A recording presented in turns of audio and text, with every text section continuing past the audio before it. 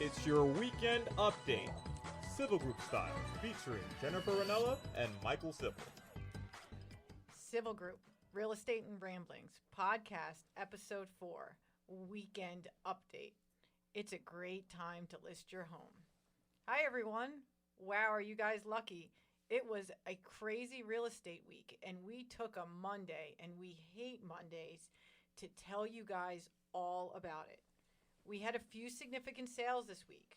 Our first two were two buyers that we had. One buyer purchased a for sale by owner that was on the market for about 10 days. And the second was a $2 million home in Chestnut Hill where we had to get our buyer in right away and write it up very quickly for over asking. And then, Michael, we listed a home for $2 million and had over 40 showings in 2 days. Why was all this significant in the realm of our current real estate market? Well, as you guys could guess it, Civil is chomping at the bit to tell you all about it. I can't believe I remained quiet during that opening. That's how much I just want to get all this out. So, Jen, let me ask you, what is fiduciary duty? Fiduciary duty, by definition, fiduciary itself means faithful servant. And when it comes to legal matters, it means you promise to act in your client's best interest at all times, Michael. A fiduciary duty refers to an action or responsibility you promise to uphold for your client. It's a legal obligation, and it must be upheld if you're to remain an acting agent for a client and retain your real estate license, Michael. Wow, you really nailed it. I did. I made sure to Google that, so I had all of it for you. Yeah, good job. So when do you believe our fiduciary duties start with a seller? I think an argument could be made that our fiduciary starts the minute our phone rings or the minute a seller sends us an email to list their home or to discuss their home, because right away, that phone call or that email, we're gaining information on that property that we are going to keep confidential when sharing this listing. Interesting. I mean, it could be, some people may say, well, it's not until you sign the listing agreement, but you're already gaining information on your seller by having that conversation on the phone. So I think it's even before you walk in to your listing appointment. I mean, and we keep that information pretty close to the vest, don't we? We do. Sometimes some of our buyer agents get a little annoyed when they find out we have a listing that just hit or is coming Because and we they don't, got a buyer. because we haven't thrown it out there ahead of time. Yeah, but we don't just get our own people through, right? No. Is that No, I'm a faithful servant to my seller. If I'm a faithful servant to my seller, Michael, then I am going to do what's in the best interest of my seller, which is keep that listing quiet until we're ready to put it out to the public at the same time. okay? So, based on what we just shared, and being two of the top producing agents in the area, with one of the top producing teams in the country and in the region, I think we can talk about something from a point of Your soapbox, Michael, maybe? yeah. Thank you. My soapbox. I'm going to get on my soapbox today, people. And he couldn't wait. So you know, how challenging is this market right now, Jennifer? It depends on who you're talking to, Michael. If we're talking about for buyers, it's a very challenging market because we don't have a lot of listings. But if you're talking about for sellers, this is anything but a challenging market if you're a seller. I mean, as long as you Do what, Michael? the 3 Ps. The 3 Ps. You price it well, you prep the house, and your photos are awesome, just like we talked about in episode 1. Then for sellers, no, it's not challenging at all. It may be a little bit stressful, but challenging it's not. And for everybody listening out there, and those of you that have taken the 3 Ps and ran with it, God bless you. Love it. Keep doing it. So let me get to where I'm going with this, because, last Friday, there was a sponsored post that just irked me. And it irked me. To be clear, from a real estate firm. Yeah, but I mean, it irked me as a real estate professional who takes my responsibilities to the public, pretty seriously. Like this is a big asset for people, or it's a huge purchase. Sometimes it's their largest asset. Yeah. And, some of these consumers have only bought and sold 1, 2 houses at most. Been in their homes 30, 40 years sometimes. Right. And so they're calling us up, sometimes not even knowing who we are, but they've seen our name on signs. They've seen our ads. Some of them maybe see our Instagram or see the Chestnut Hill Local or whatever. However you find your Right. local real estate agent. They Google me. So anyway, You saw this post. I saw this post. And you had to get on your soapbox. Well, and I tried to get on my soapbox with the post, but my comment was deleted. But anyway, I'm gonna read this post. Not gonna use names because one, I think the name is. And to clarify, this post was by another real estate firm in the area, Yes, going out to the public with this information. I believe it was a sponsored post. Sponsored post, which means it goes out. So it hits a lot of people. So we're advertising. We're advertising. We're advertising. this. Right. Right. So. Go ahead. Okay, so in all caps, sold through private exclusive. Sell your home, keep your privacy. Many of the best houses are now sold off market. Over 40% of our team sales in 2022 were sold off market with private exclusive. You have got to be kidding me. Almost half of your sales were sold this way. In my book, it's criminal. This is just one tool that we use to bring buyers and sellers together and give our clients a competitive edge. I'll get to that later. Interested in selling your property as a private exclusive? Contact us to learn more about how an off-market deal could benefit your property in today's challenging market. Jennifer, is it challenging looking at a dozen offers? It is not challenging for our seller looking at a dozen offers. No. It's challenging for the buyers. You still knocking it out of the park for your buyers? It's challenging for our buyers, yes. Yeah. Still getting it done, though. Still getting it done because we've been in the marketplace for our sellers and we know what kind of offers are coming to us and we know how to craft an offer. I'm hearing Tina Turner in my mind right now, but I won't go there because we have a lot of ground to cover. So, private exclusives. It's the new pocket listing, right? Let's dive into private exclusives. And I'm not, not calling anybody out specifically because I think every brokerage has some version of this nonsense. Although not as public. Oh, no. I mean, this is pitched. This is pitched. Yeah, this is pitched as public knowledge. Oh, it's on their website.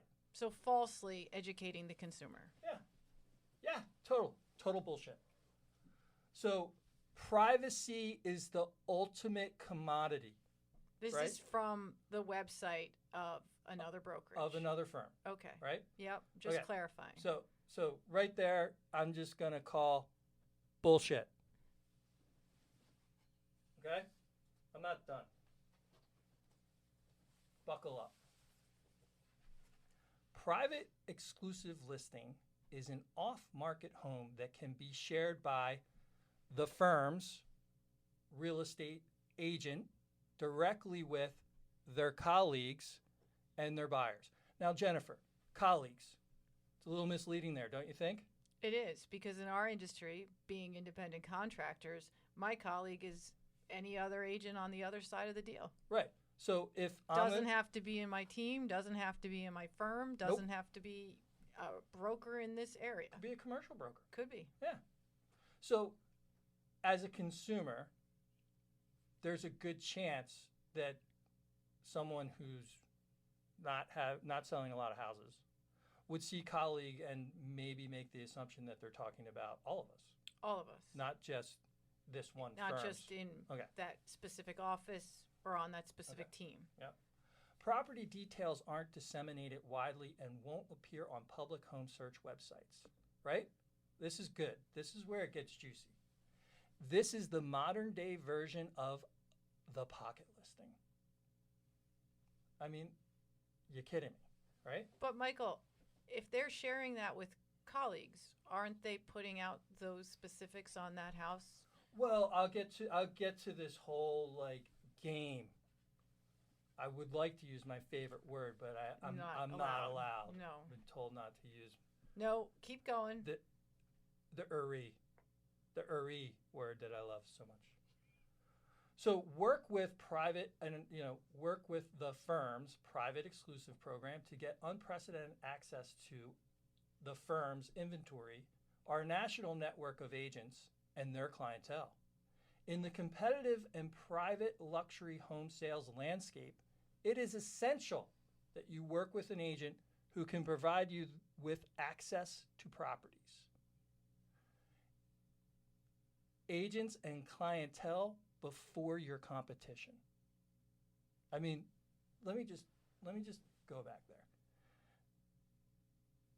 In the competitive and private luxury home sales landscape, it is essential that you work with an agent who can provide you with access to properties, agents, and clientele before your competition. I mean, says it all right there, doesn't it? Our private exclusive program currently has hundreds of privately listed properties for sale which you cannot find online or at an open house. So, I mean, what are they trying to do here, Jen? They're trying to sell these listings themselves or within their company. Albeit, Michael, not a faithful servant to the seller. I would say not.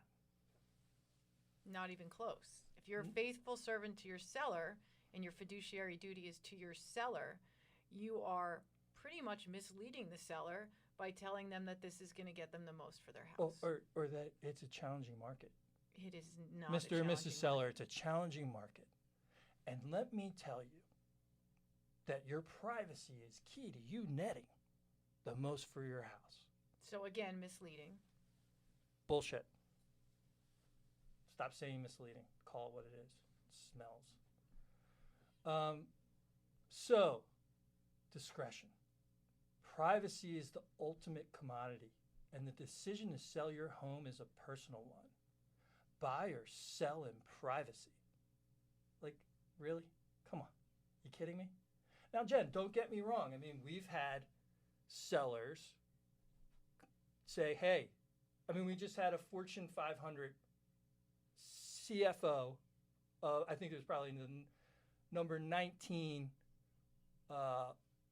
Fortune 500 firm, 38 globally. So, you know, CFO, pretty big, Yes. big cheese. Yes. Call us up Yes. And ask us to sell his it house. for a number he wanted. Great number. He had to move. Didn't want anybody to know. Didn't want anybody in there and didn't want anybody to know. And he knew Wanted his, but hold on, it was like even better. Like, you know, his timeline. their timeline, Yes. very specific price, Yes. very specific, way they wanted things done. But he's also a numbers guy. And so when we sat down with him, we were sure to educate him on the fact that, hey, we can do this and get you this number, but we're not putting it out to the broader market where we could potentially net more. And And they that didn't- was a conscious decision he made. We gave him both scenarios. Yep. Let's put. I mean, I'm like, get it up the flagpole. Let's Yes. get everybody in. Right, You know, let's push it. right. They But didn't then- want to do that. But now you compare that to our most recent situation. Well, hold on. They didn't want to do No, that. they did not. But we educated them on And they both scenarios. entrusted us, Correct. because we're top agents in the area, that we would know the buyers that were out there for their home. Correct. And was that buyer in our firm or on our team? No. No. And what do we show it to? One buyer, Yes. and he bought it. Yes. It's amazing. Yes. And our seller's pretty happy. Yeah. Yeah. He's hanging out in a sunny state. So you could be private, right? But we didn't go in there to list that house And sell it ourselves. and push a privacy program. And when they wanted us to be private about it, we were. we also gave them the information on, well, did you think about this? And what you might be leaving on the table. And then he made the conscious decision to go about it the way he wanted to go about it. Okay, so let me continue here before we get into the weekend, which was, I'm still tired. So flexibility. Decide when to share details about your home, including price, more broadly on your own. Is this still coming from the website, right, Michael? Yeah, Okay, go ahead. I mean, I was could, just I could making go on. sure. I could go on for days. Go ahead. Broadly on your own timing. So flexibility. I mean, basically, when we meet with a seller, I mean, we're flexible. We're all about their schedule. We try and guide them. Well, Michael, it's not challenging for the sellers right now in Well- the marketplace, so they are able to pick their timeline, whether they're private or whether they're public. Right. Correct. Right. So then we So by get pushing the privacy timeline, you're actually again misleading, because yes. as a seller these days, you get to dictate your terms. Now this one I love. Quality. Right. Quality. Go ahead, quality. Access to our national network of agent. Edit your website. Access to our national network of agents, including premium placement on our private agent-facing platform. Sounds hot. Now, this is where that post and this program bothers me on a professional level, right? Mm-hmm. It's not about being blocked from certain listings. You know, it's not about the lack of cooperation. There's enough business to go around. Yeah. It's we- not about that. I mean, I'm pretty happy with the business that We're you and I doing. do. Mm-hmm. Pretty happy with the growth our team does year after year. Correct. And I would say the majority of people that are operating in this private exclusive land say they don't have egos, have some of the biggest egos in the land. But anyway, get value. Get the best offer by testing the market privately to gather key insights without listing your home publicly. I mean, are you kidding me? How in today's market can you guarantee a seller that they're getting the best value for their home by limiting the number of people that can potentially see the house? And I want to expand on this because I don't think everybody's going to understand what's happening here, right? So I want to dive a little deeper. So I'm going to test the market privately. Okay. So let's go back to what they said, you know, in terms of they're only releasing this information to their colleagues, which Jennifer and I disagree. Colleagues aren't the other agents in the marketplace. It's just within their firm. Their Right. team, their office, or their firm. Right. Correct. So, Could be as small as just their team. right.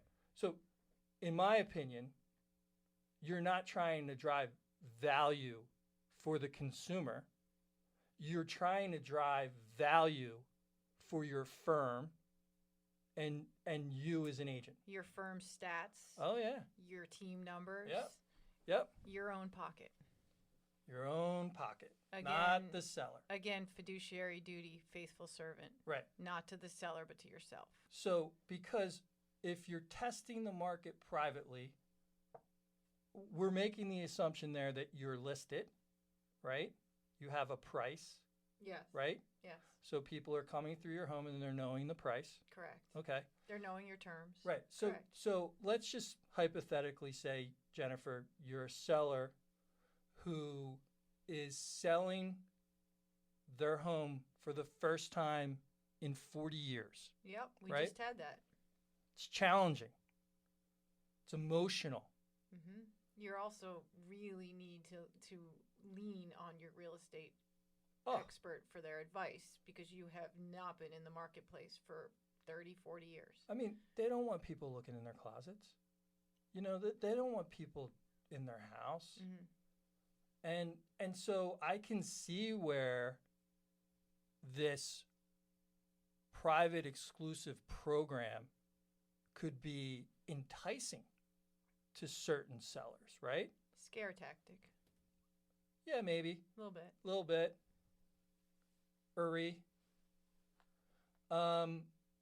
So you're the seller, Jen. Okay. Yeah. Play with me for a Oh, little. okay, go ahead. Play with me here for a little. You're the seller. You've been in your house for 25 years. You're a widow.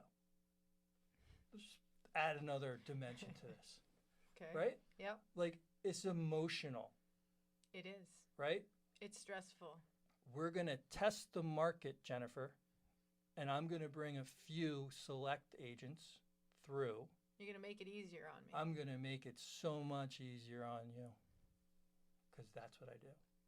So your house is listed for $750, right? Yep. We haven't tested the market because we're not bringing it to market. Correct. We're not publicly listing my home. Yeah. So we're bringing a few people through. We get an offer for $800. The listing agent has to present it. Superstar. Oh. I'm going to give you, Jennifer, I'm going to give you $800. I'm going to give you cash. I'm not going to inspect. I'm going to make it even easier on you. How long do you need to stay in the house? I'll close as quickly as possible, and you can stay in the house as long as you want. I have time to decide what my next step is, Absolutely. and I know I have 800 in my pocket. 800, Superstar. right? Yeah. You're You can do like no wrong. oh my God. Yeah. But, you know, in that scenario, you haven't tested the market. You limited your seller's exposure to one of the best-selling sellers markets we've ever seen. And we thought it died, last June. And it did. Our third quarter was Quiet. oh my God. I mean, I hadn't seen numbers like that. We came roaring back though, quarter four, and we ended really, really strong. And here we are. But as the seller, you just took a lot of money out of my pocket, didn't you? So you're no longer my superstar. Well, they don't know that though. How would they know that? I mean, how would they know that they potentially left hundreds of thousands of dollars on the table? Thousands. Yeah. How would they know? Mm-hmm. Right? Right. Did you explain that? Did I explain that possibility to you? You did not. No, I didn't. All you did was talk about ease I and talked less to- stress. You Flexibility. didn't talk about my pocket. Oh, I didn't talk about your pocket. I don't care about your pocket. All I care about is my pocket, my Right. firm's pocket. Right. So, what I found even more interesting on this website. The other firm's website. Yeah, not just our to not our website. clarify 'cause where he's going back and forth. Not right? our That's- website. That's where you're going back to, right? Yeah, because Okay. this horseshit would not find any glimmer of light on our website. Go ahead. What's interesting is then they go into pocket listing versus private exclusive listing, right? Okay. The National Association of Realtors has voted to approve the MLS Clear Cooperation Policy effective May 1st, 2020. Pandemic, right? Yep. When did we bust loose? When could we were locked Mid-June. June 19th. Thank We were you. locked down Friday, March 13th, Yes. and we weren't allowed to show a house until June 19th. Not in person. Not in person, right? So this came about at the start, at the start of the pandemic right? as a way to help consumers who are trying to sell their house. Or people were just on the move, man. Yeah. leaving big cities, can work remotely. I'm Yep. going to go somewhere cool. Mhm. And they were out, right? Mhm. So the policy prohibits the use of a pocket listing as a marketing tool. Because the firm's private exclusive listing details aren't disseminated widely and won't appear on public home search websites, they are not in violation of the Clear Cooperation Policy, Section 1.01, Clear Cooperation. The Clear Cooperation Policy is a NAR mandated policy that governs the public, and I must have misplaced the last page, but whatever, you get the gist. Now, why would, I mean, it's kind of like a disclaimer a little bit, it feels like. Why would you Add that add that? disclaimer Yeah. after you've pumped up. Like, hey, The ability. we're not doing anything wrong because we're kind of doing it this other way, but people are going to say it's this way. And, you know, if it walks like a duck, talks like a duck, it's a duck, right? Pretty much. Okay. So I hope everybody's been following this, but I'm not done. We've So- only just begun. So now we're going to talk about our weekend, aren't we, Michael? I'm gonna get into it. I need Okay. a sip of coffee. So our weekend Was crazy. was crazy. We listed a home around $2 million in the suburbs. Yeah, but let's not get into all the gory details because there's some people out there that are upset, you know, because they didn't get the house. Yeah. Because We had a dozen offers. yeah, Yeah. we did. I mean, it was Grand Central Station Friday and Saturday, was it not? It was I mean, I couldn't even keep track. 40 plus showings. That was just the showings that were Scheduled. registered, Yeah. scheduled, They were But calling us they were directly, calling direct. texting us directly. showing up, Yep. coming back with their designer, you know, coming back with their feng shui person. Like, Right. it was crazy. Parents. Parents, sisters. you name it. Yep. FaceTime this, FaceTime that. Yep. I mean, it was exhausting. All day Friday. All day Friday, Saturday. all day Saturday. And you were there, and I was there. We were. Why?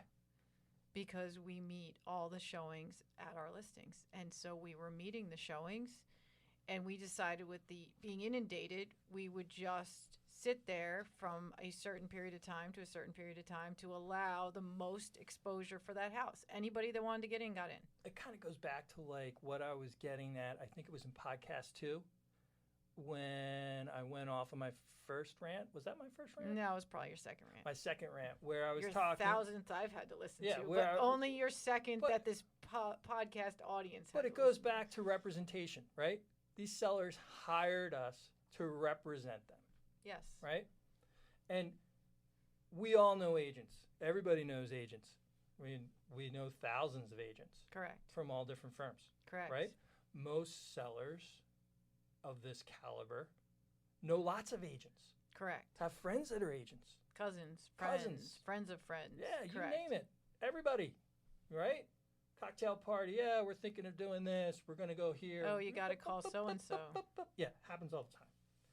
But this was a good client of yours. This was Correct. a relo that you got in a great deal. Relocation buyer who bought it in 2019, and he loves when I make him explain to you, the audience, what relo Okay, is. this is podcast number 4. Every time I say relo, Everybody's you gonna have to explain relocation buyer, relocation seller. Moving forward, a relo, people, is a relo.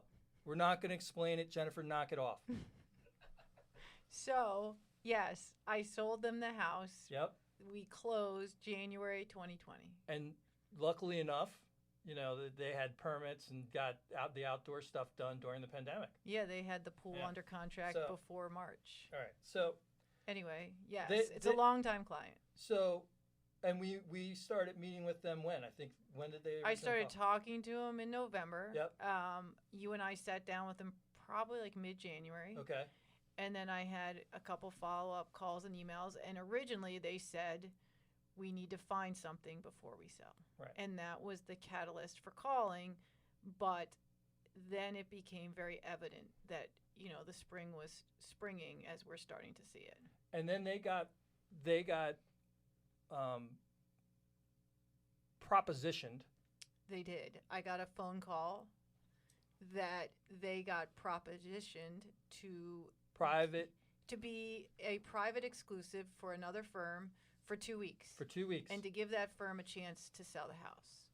Just that firm, though. Just that firm. And, as any loyal client could be, I got the phone call of, why do you think I should or should not do this? And I basically gave him the experiences we've had currently in this market, not challenging for our sellers, and told him what's happened and why it should be listed. And then the next question was, should we wait to find what we need to find? And I said, no, I think we need to go out in the next 2 weeks. And he said, can you go out in the next 2 weeks? And I said, yeah, let's get it photographed. Let's get it going. And I think also going back to our 3 Ps, because you and I had met with him in January, the house was well prepped in January. So they were ready to go.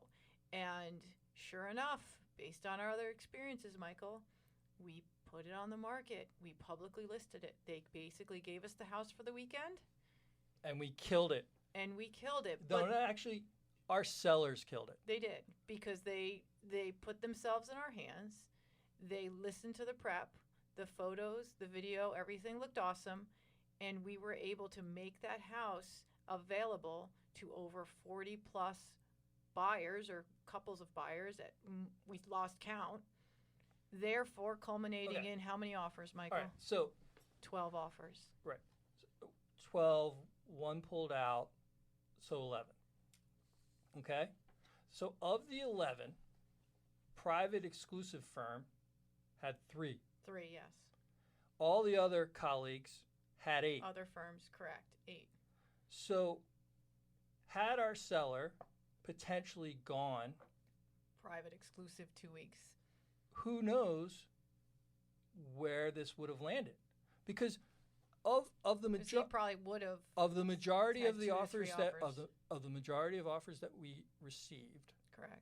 most were in a ballpark that in a normal market we would feel were exceptional. Correct. Right? So in that scenario that I was talking about, when you were selling your home of 20 years for $750 and you got 8, you didn't have to deal with anything. And you were my superstar. I was your superstar. In that scenario, instead of knocking it out of the park, there was a potential for the seller to leave hundreds of thousands of dollars on the table. Yes. Right? Yeah. Okay. I mean, we are showing it with this current listing and many others. I mean, it's hundreds of thousands of dollars. So why, as a professional in the supercharged selling environment that we're in now, would you ever suggest to a seller private exclusive, unless it's like our CFO that had very specific, I want to do it this way, go get it done, Jennifer and Michael, no problem. Got it done in what, a week? Yeah. Why would you suggest this to a seller? you wouldn't. I mean, How could you in good conscience suggest this to a seller? with a straight face, Suggest this to how a could you seller? do this? You couldn't. You shouldn't. I mean, if you are A faithful servant. a faithful servant, And if your fiduciary duty, go back to the beginning of the podcast, Michael, if your fiduciary duty is to your seller and you are working in your seller's best interest, then putting that house to the public market is doing that for your seller. it's crazy. I mean, it's totally And our sellers were put out for, a total of what? Probably 20 hours, maybe? right. So nuts and bolts here. You have a duty of care, a duty of confidentiality, a duty of loyalty, a duty of obedience, and a duty of accounting. And if you're a seller or a consumer, I mean, Google it. Google fiduciary responsibilities of a realtor, NAR, GPAR, wherever. And, this is all right there at your fingertips. Well, I think basically the nuts and bolts of it are you're a licensed agent and you have a power and a knowledge. You have power with knowledge and expertise. And your consumer relies on you for that knowledge and expertise. Well, and right. You're ethically bound. Right. So right here, something else, I pulled up here. I read you that, but here, anything that would affect the value of the seller's property. So by limiting... That's on the fiduciary Yeah. duty definition. So by limiting the exposure, aren't you having a potential effect on the value of the seller's property? Totally. Yeah, absolutely. Totally. So if you're a licensed agent operating out there, I think you all should do a deep dive on your responsibilities to the consumer, To the sellers. to the sellers, to To the the buyers, buyers. to each other.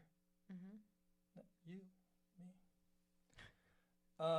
Consumers rely on us for this knowledge, and we are ethically bound to put their best interests at heart and ahead of our own and ahead of our firms.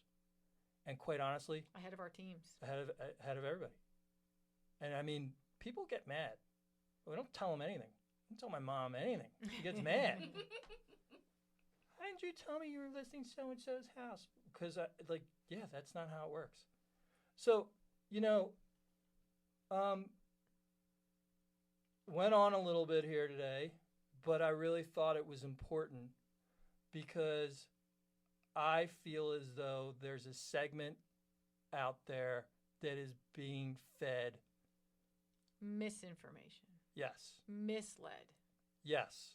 Yes. And it's wrong. It is wrong. And you all need to stop. And Michael, who's challenged? Who's market challenged? The buyers. Not the sellers. No. If you're telling a seller that this is a challenging challenging market, you're so full of it. I can smell it from here. So Agreed. To our sellers out there, I'm going to leave you with this. Jason, hit it.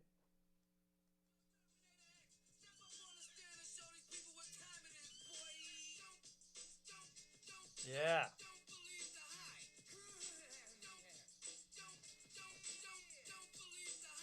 So to end today's podcast, please DM us at the Civil Group on Instagram with any questions, comments, or concerns you have, and we will be sure to address them as soon as humanly possible. Thank you for listening, and stay tuned for more ramblings from the Civil Group. Don't believe the hype.